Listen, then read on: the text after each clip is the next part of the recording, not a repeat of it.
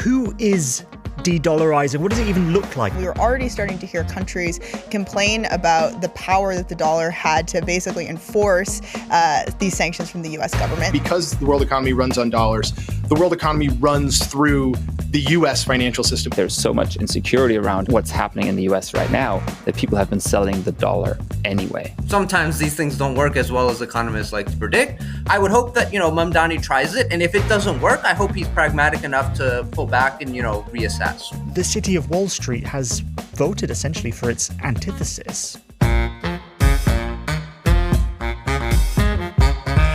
And welcome to The Dip, your podcast to connect the U.S. to global money stories and the week's most important global money stories to the U.S. I'm Kassandra. And I'm Daniel, and we're going to be looking at later whether New York's mayor-elect can stick to his promises to make the Big Apple affordable again, or affordable for the first time, perhaps.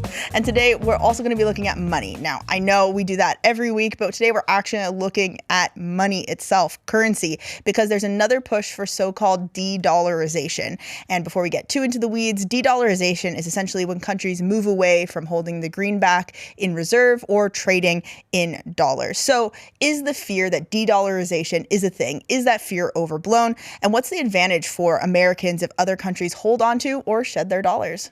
But of course, we're not going to do this alone. That's not really a kind of us thing to do. Not our style. We are joined by DW's own Mathis Richtmann, who's been looking into de-dollarization. And also joining us, we are honoured that from Syracuse University, we have Daniel McDowell. He's the author of Bucking the Buck, which looks at how the US dollar became the world's indispensable currency.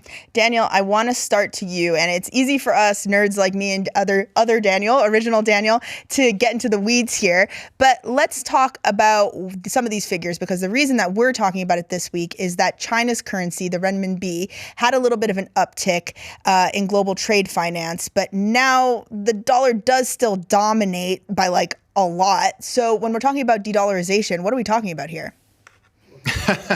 We're talking about lots of different things that I think are raising concerns, questions, affecting the dollar's appeal and reputation. This goes back at least a decade. If we were talking about this 5 years ago, even 4 years ago, we'd probably mostly be discussing financial sanctions and the weaponization of the dollar, the way the United States can exploit the dollar's preeminence in the global financial system to impose costs on countries like Russia, on countries like Iran, right? Today, I think the conversation has gotten a little more complicated because you've got a lot of economic policies that the Trump administration is pursuing that are raising another set of questions about the downsides of dollar dependence. There's questions about the Federal Reserve's political independence, questions about the use of tariffs as a coercive tool, questions about the United States' commitment to a strong dollar. All of these are raising even more questions and concerns around the world about, maybe it would be better if we didn't have just sort of one dominant currency. Maybe we need some alternative. So I think those are all part of this conversation. Okay, and Mathis, I want to know, who is de-dollarizing? What does it even look like? Are we just talking about central banks here or private institutions as well? Yeah, I think, maybe one way to start at this, you mentioned China, right? And China sort of is the big player to talk about because it's huge, or the huge economy basically driving the world. And it's basically in the past couple of years started to embark on a journey to push its currency globally. So what happens basically a lot of times is that the Chinese actors, that these are usually banks that are loosely attached to the Chinese government in some way, they would go and do trade financing or finance investments in other countries and would sort of give very good terms if this is financed in renminbi. And that's sort of a movement where China is sort of pushing this. Is mostly this is a lot of it is connected to Asian countries at the moment. And then I think the other player to look at, if we talk about de-dollarization, is Europe. The euro here is sort of, after the dollar, the second biggest currency, way in front of the renminbi and any other currency. And interestingly, in opposition to what the Chinese are doing, Europe isn't really pursuing an active strategy here, right?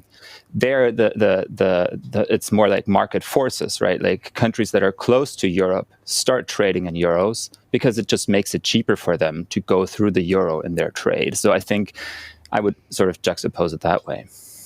Daniel, the U.S. has been throwing its weight around for a while. You mentioned sanctions earlier. Why is de-dollarization a hot topic at this moment? Yeah, I mean, I think right now the biggest reason we're having this conversation today is related to, as I mentioned earlier, right, Trump administration policies. In particular, this sense that the United States under the Trump administration is kind of turning its back on a lot of traditional foreign policies, not just economic policy, right? Security commitments to Europe, to Asian allies.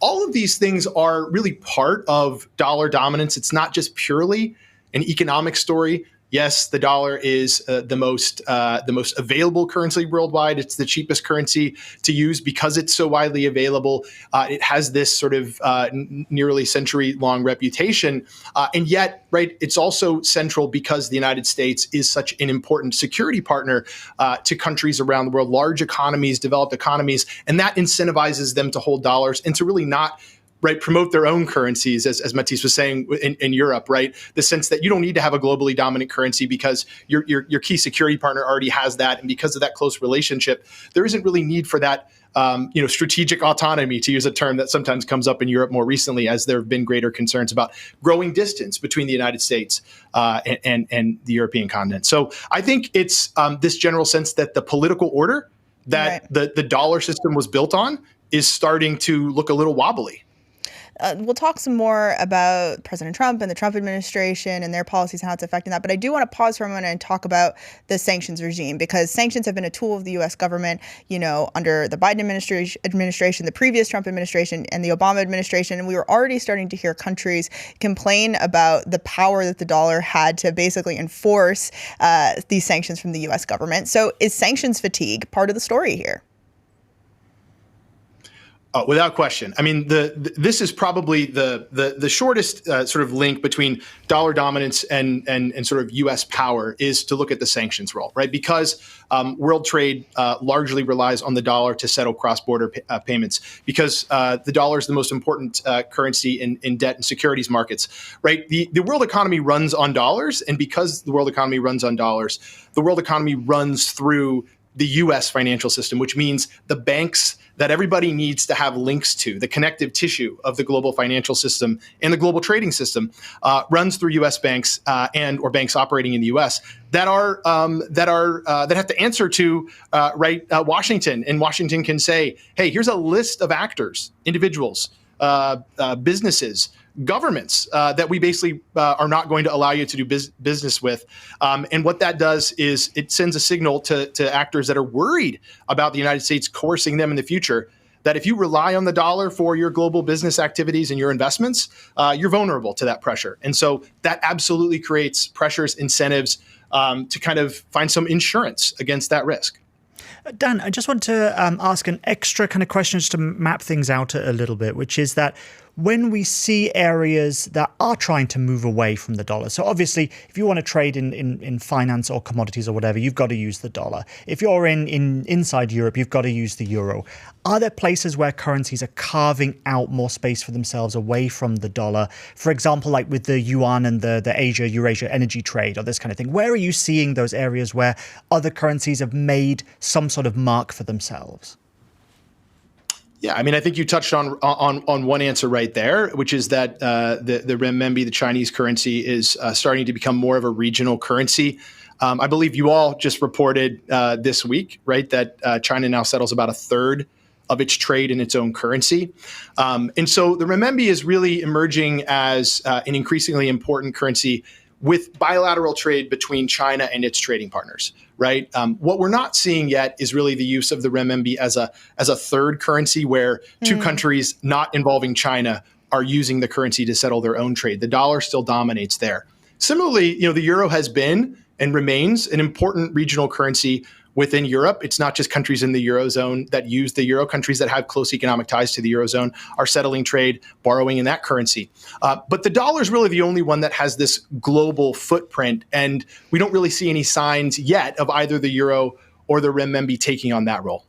Okay, Mathis, what about Trump's tariffs? How is that factoring into the thought process here? I mean, Big sigh. It sounds like this has been weighing on your mind for quite a while.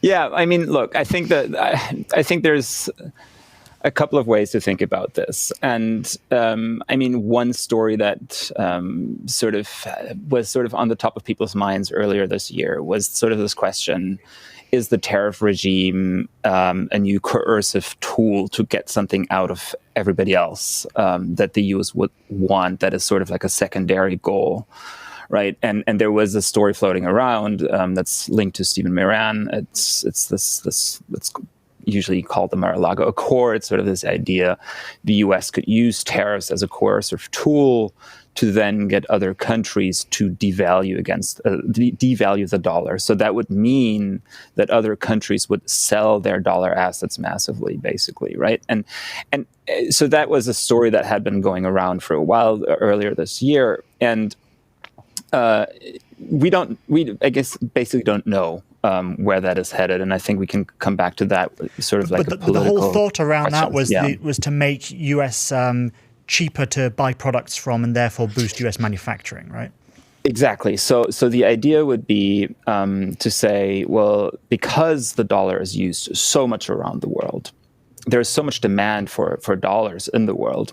What it basically does, it drives up the price of the dollar against other currencies, right? If you want something a lot, then the price adjusts. And the thinking then behind that is to say, well, but for Americans in the United States, sort of it gets more expensive because importing stuff, for example, like these prices change more than they should be just because there's such a demand for the dollar.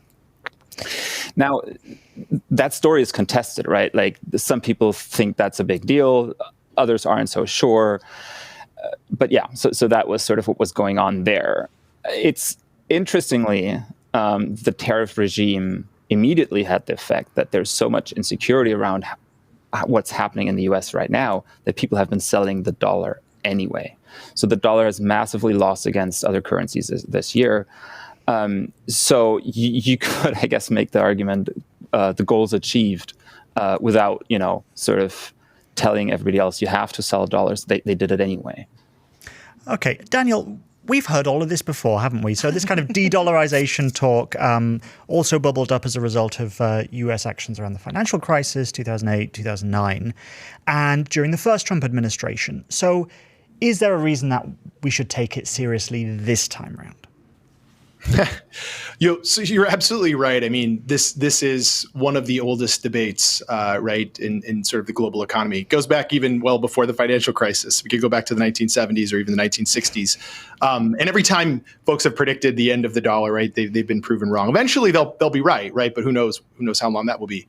I guess if I had to sum up why I think it perhaps is a bit different, it gets to some of the points that Mathis was making just a moment ago, which is this sort of growing sense that maybe the United States itself, or at least an increasing share of political elites, in particular in the Republican Party, are growing more skeptical about the benefits of dollar dominance. And I think that is a notable shift. That the traditional view, I'd say, for the last 30 years among Washington elites, among economic policy elites in the United States, was that dollar dominance was really good for the United States, that there were a lot of benefits, most notably lower borrowing costs that allowed the United States to sort of worry less about a growing fiscal deficit. And that's obviously a major issue in the United States. And now, the Myron paper that was just mentioned earlier, you've got even the vice president, who a couple of years before he was appointed to that role was asking Chair Powell at a Senate hearing about, hey, isn't it really bad for the United States, at least some people in the United States, that the dollar is this dominant global currency? And so you've got some real skeptics in the White House, and that is new. And so I think if you have this shift in belief or ideas about what's the cost and benefit of having the dominant global currency, then we would expect policy to follow from that maybe impacts the dollar's use, or at least the dollar's appeal. And so, right, if you think a strong dollar is the consequence of a global dollar, then policies that weaken the dollar that maybe 10 years ago would have raised some alarm bells in Washington, maybe this White House says, we're cool with that, right? We're just going to roll with that, and we might like a little more. But that, of course, then has these knock-on effects where you say, hey, if the dollar's going to get weaker, because the United States doesn't really want a strong dollar. Maybe we don't want to hold so many dollars, at least until it hits bottom, and who knows when that's going to happen. Yeah, Mathis, if we see the dollar sink, who's going to rise here? Yeah, that's a good question, right? And I think what Daniel was just saying, that's sort of is the whole point. Eventually, it will probably sink, but we really don't know when that is going to be, and it may be very, very long down the line. So that's sort of I don't think it's going to sink very soon. It's just way too dominant for that. So as I said earlier, right, like there's these two obvious contenders that would be the euro, and then there's the renminbi, I guess, as sort of like the other contender. But so if you look at the euro, and this comes back again to what we talked about, there isn't much political consensus on pushing the euro. This comes back to what Daniel was saying. There's no significant military force in Europe that would back up the euro itself. And the renminbi, there's an interesting, I think, paradox going on right now that was just reported this morning, that China actually just took on new debt, right? Like as any country does to finance itself, it issued bonds. And what some countries around the world do to get lower borrowing costs, they will issue bonds denominated in dollars, right? Because investors like holding the dollar assets. Right. So the Chinese central bank borrowed more money yesterday and issued dollar bonds that go at the same interest rate as U.S. Treasury bonds, right? So China can capitalize on low borrowing costs specifically because the dollar is dominant. So, you can make an argument. It's unclear whether China has a huge interest in challenging that right now. And at the same time, I think the question will be what market forces do. I think China's doing a lot to push this top down, but there isn't significant pickup in businesses or people in wanting to use that currency, and that's a very important part of the game, as long as it's a market economy in some broad sense. Mathis, you mentioned that the euro doesn't have the same kind of army support behind it. I didn't quite catch that, but why is that important? I'm sure listeners would also be wondering. Yeah, so this is about security guarantees that are a lot of times discussed, or what Daniel mentioned earlier. Sometimes, sort of the simple argument would be to say, well, you can only enforce your currency rule around the world if you have an army to back it up, like a carrot stick situation. I guess, yeah. Interestingly, though, I think, and we're talking about sanctions.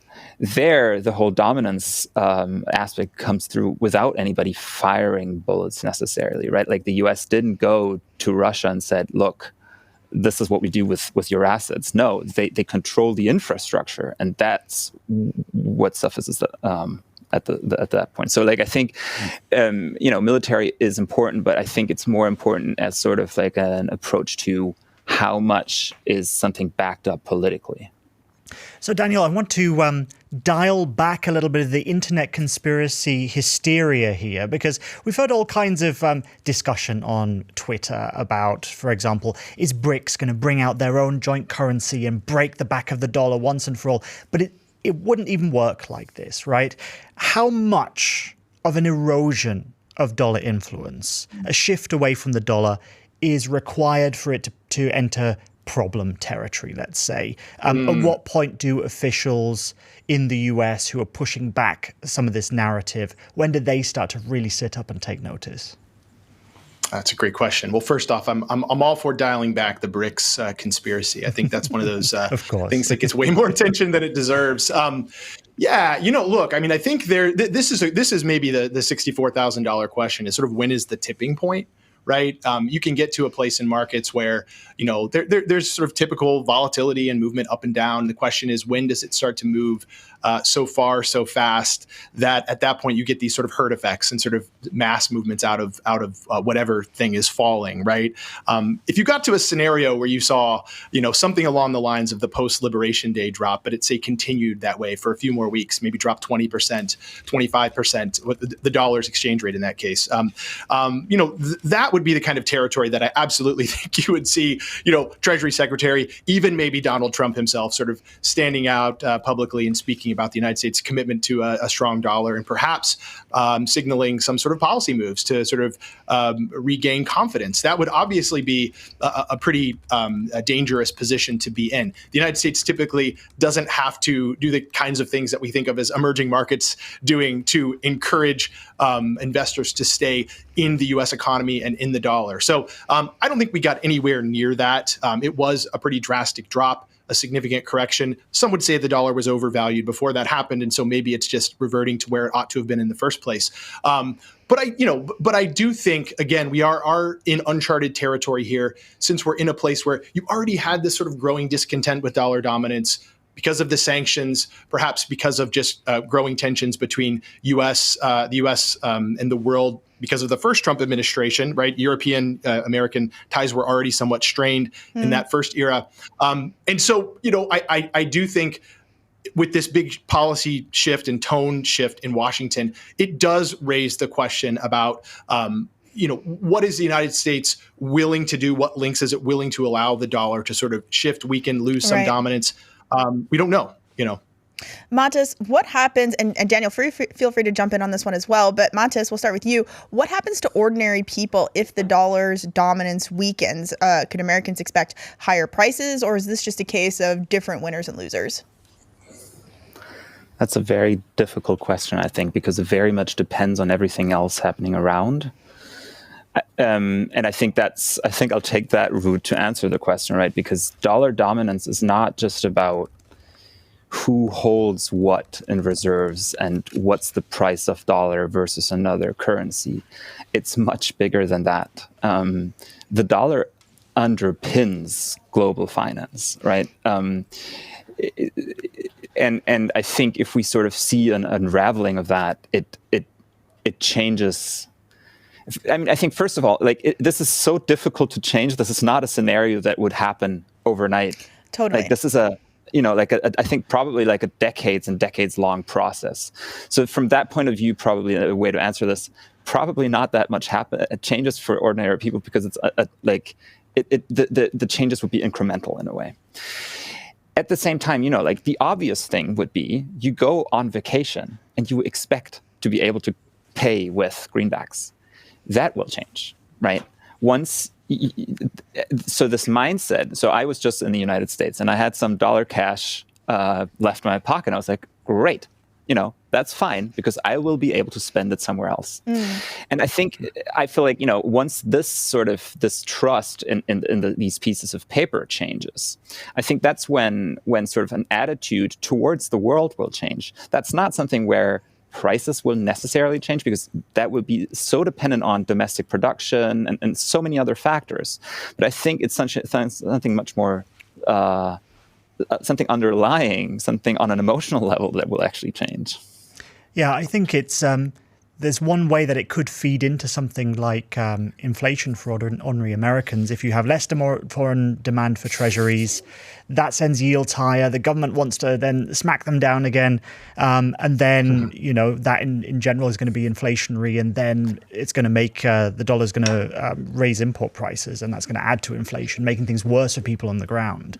That's true. But the world is so complex. I feel like, it would be tough to make a call on that right now, because we don't know how borrowing will change, for example. We don't know how the input channels for the United States would be in that scenario. Would there be so much more domestic production that doesn't even have an inflationary effect, which is basically the argument Stephen Miran was making in that paper. Yeah, right? so it all depends on whether the government actually welcomes that with open arms, or that they decide to be more interventionist in their policy. But Mathis, I want to end with you on something that you've been looking at as part of your work here at DW is dollar-backed stable coins as one kind of wrinkle in this story. So, okay, what are we talking about when we talk about these stable coins, and what does it mean for the potential de-dollarization? Yeah, great. I love to talk about this because I just came back from a reporting trip in the United States and got to talk to a lot of people. And maybe just to sort of start the story at sort of in July, when the United States brought in a new law. It's called the Genius Act. And what it basically did was, for the first time, regulate how very specific crypto assets, what the laws are around them. And these crypto assets are called stablecoins. They're basically a crypto asset that's not supposed to change in price. So for example, Tether stablecoin will always be, or is supposed to always be worth $1, right? And that's different from Bitcoin or Ethereum that, fluctuate in price. And there's a couple of reasons why that's interesting. The interesting thing for me is that this is interesting from a dollarization point of view, right? Like the opposite of what we were talking about. You see tons of people in countries like Turkey, in Nigeria, in Argentina, in Brazil right now buying dollar-backed stablecoins because it's an easy way for them to hold an asset that is kind of like a dollar. It's just slightly removed and it's easier to get your hands on. And so I actually talked to a bunch of people at the Fed in Washington. And the interesting thing is the sentiment is, wait, this is great, because it allows us to dollarize internationally. It allows us to strengthen the dollar. And I feel like, it speaks to what we were talking earlier. There seem to be in this administration sort of different strands of thinking, whether a strong dollar is good, or maybe to counter China, it would be great to have something to offer to the world to improve the dollar's position in the world. And right now, to me, it seems that these dollar-backed stablecoins could be a way to strengthen that position for a lot of people around the world. So thank you very much to Mathis and Daniel 2.0, that's him, not me, and the original Daniel, for that wonderful analysis. That was great, guys. Thanks. But now we're going to move on to New York, where they have a brand new mayor come January the 1st, and he's set to bring a fresh wind to the Big Apple, if that's a phrase that people use. Yeah, they definitely still use it. They will now. So Zohran Mamdani, he's the mayor-elect now. He's taking office on January the 1st, and the central beating heart of his campaign was affordability, right? And so his crowds would have all these call and response phrases, freeze the rent. They always knew what it was. So earlier today, I spoke to Cameron Fenn. He's an economist and a data scientist with State Street, based out of Boston. And I started off by asking him exactly about freezing the rent and what kind of effect that policy would have. Freezing the rent has multiple implications, right? Obviously, people that get the rent freeze will pay lower rent, right? But from an economic perspective, we know that if you decrease the incentives for people to build houses, less people will build houses, right? So people that don't get the rent freeze will probably have to pay higher rents because there will be fewer houses or condos or residential buildings being built. Yeah, you've kind of alluded to this, right? That a potential downside, and many economists have written about this, of rent caps is it helps current tenants, the Right. people who are already kind of within the frozen bubble. But future tenants, like the kids of those tenants, people who move to New York City, they might be facing fewer houses. So what kind of policy mishmash can he put together here to maybe prevent that or incentivize housing that normal people can afford?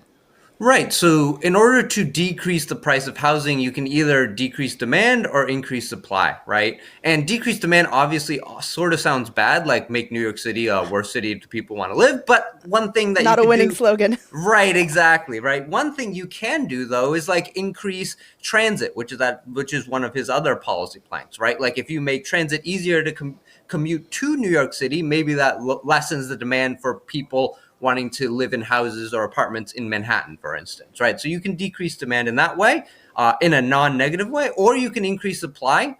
Again, one of the ways you can increase supply, and he's talked about this briefly, but this hasn't been a central part of his policy, is to remove some of the regulations, right? So the California governor, Newsom, right, did a similar thing where he removed a lot of economic regulations so that houses and apartment buildings can get built more efficiently with lower costs, right? So those are sort of the two ways he can do that without dealing with rent freezes. Rent freezes is obviously another way to help the people that get the rent freeze, but over the long term and for everyone in general, it probably is counterproductive. Yeah, so that kind of alludes to something that I've been wondering about, which is only about 1 million apartments in New York City are rent stabilized, which means that their rent could be frozen. What would this plan mean for all the other housing? Is it just going to get more expensive? Yeah, I mean, generally that's what traditional economic theory suggests. Sometimes these things don't work as well as economists like to predict. But yeah, I mean, so if you have more people, or if you have more people, if you have houses that more rent stabilized housing, that means that people that construct the buildings get less profit, right? They make less money, and of course, if they make less money, people are less likely to build new buildings because people only build buildings if they think they can generate a profit, right? And this Right. leads to a downstream effect where the people that don't get the rent stabilized housing, they lose out because housing is more expensive because less of it is being built. Right. Now, Mayor-elect Mamdani has also called for a massive public housing build-out, but I've seen various figures about this. What's it really going to cost? Yeah, I think it's going to be a significant cost, right? One of his planks is he's using union workers to build these Right. houses. The estimate is that's going to cost 23% more than housing without union workers. I mean, like land is very scarce in Manhattan, right? And so it's going to be expensive. I don't have a exact figure, but it's going to be, if he does what union housing, looking for affordable housing, it's going to be quite probably unprofitable and require a lot of investment from the city government to make these houses both built and having renters rent in them. And the other big policy, there were many affordability policies that Mamdani was talking about during the campaign. That was again at the beating heart of his campaign. And I know the commenters are going to be saying, you know, why aren't you talking about childcare? Why aren't you talking about all these other policies? But we only have time to talk about two today. So Right. The second one I want to bring up is transportation, because free buses was also a really big proposal from the Mamdani campaign. Fast and free city buses. There was already a pilot program for this kind of thing, and the Staten Island ferry, which I've ridden on, is free. So I'm wondering, is this something that New York City can afford, and what does it tell us? What does other cities who, you know, a lot of cities in the U.S. have buses, what does it say to those cities about their future programs?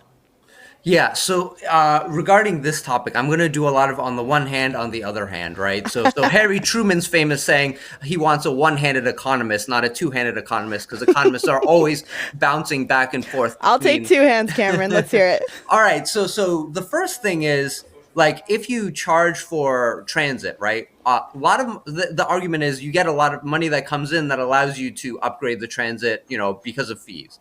However, on the other hand, right? Being able to charge transit fees requires more investment, right? You need to build stations for, like, let's say the metro that prevents people from sneaking in.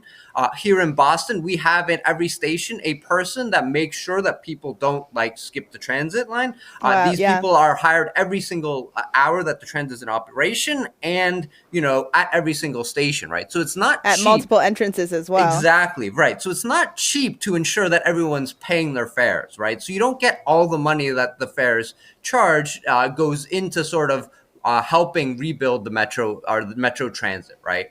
On the other hand, though, you kind of, if you have free transit, one of the issues is you probably incentivize people to use transit that shouldn't be using it, right? So, for example, maybe this is sort of negative, but like homeless people, you could incentivize homeless people, for instance, to use the chairs on the, you know, subway as sleeping, as essentially a homeless shelter, right? And that's a sort of a negative implication that happens because you don't charge some money.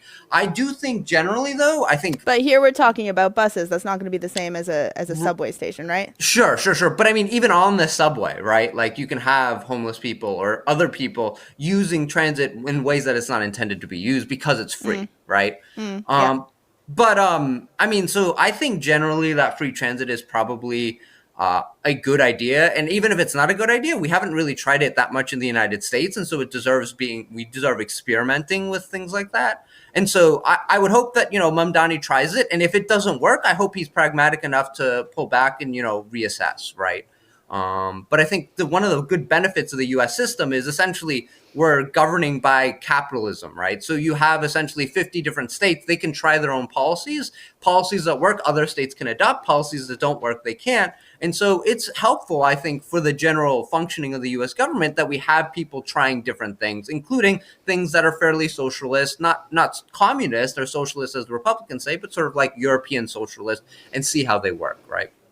I wanted to talk more about what Mamdani, as the leader of a city, could actually get done when we're talking about a federalist system with states that can all try things. But I want to stick with transit for just a second, because a big part of this bus program, freeing up the buses or making the buses free, is going to be where do you get the money for this, right? And Mamdani has said he wants to tax the city's richest to make it happen. But basically, is there enough money in the pot to make that happen, in your opinion? I mean, with all his policies, I'm a little bit skeptical. I think New York in general and New York City is the highest tax state in the country, right? The tax rate, federal, state, municipal, especially if you live in New York City and not like in Albany, is the highest in anywhere in the United States, right? That being said, it's probably not as high as some places in Scandinavia, but you are sort of getting into the area of essentially taxing people as much as they can bear, right? And so that is an issue I think that Mamdani has to, resolve and figure out. That being said, though, again, I'm going to do on the other hand thing. There is little evidence that when you tax the rich, they actually move. I mean, obviously some move, but the number is fairly small. And generally, if you tax the rich more, you generally increase your revenue, unless you really like taxing them from like 99% to 100% or something ridiculous like that, right, of their income. But generally, the rich don't move. And I mean, it makes sense, right? New York is probably, if you ask 100 people with $100 million or more, what is the city do you like to live? I bet the plurality would say New York City, right? And so even if you're increasing taxes by 1 or 2% more on these rich people, New York is the greatest city to live for the rich. And I don't think they're going to move because you raise taxes by a slight amount. That being said, all his policies may require more than a 1 or 2% tax on the rich, right? I think it's likely going to be more than that. Yeah, let's talk about this 2% tax that he wants to put on New Yorkers making more than $1 million.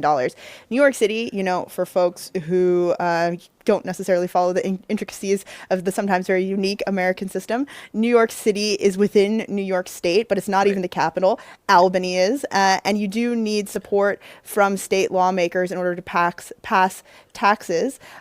So can he do this unilaterally, or does this require state support, this 2% tax on millionaires?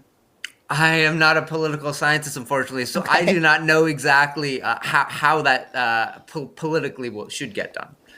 But can he pass taxes? Are there New York City exclusive taxes that he can pass? I do believe there are municipal taxes. I don't know if he can pass it unilaterally. I think maybe, probably, but again, I'm not a political scientist. I'm not a specialist in the governing system of New York, right? No, and you've woken up early to chat with me, so I do appreciate it. Okay, so just a couple of closing questions before we let you go. Mamdani, when he won the Democratic nomination this year, we already heard whisperings in the winds that New York City's richest would flee the city. You mentioned this earlier. I think many people have seen the memes about rich people potentially fleeing New York, and a lot of average New Yorkers saying, good riddance, for lack of a better term. But is this something to be scared of? Like, who loses when these succession level, private jet, helicopter taxi type rich people, when those people kind of leave the city? Like, who's actually going to leave? And two, what's going to leave with them?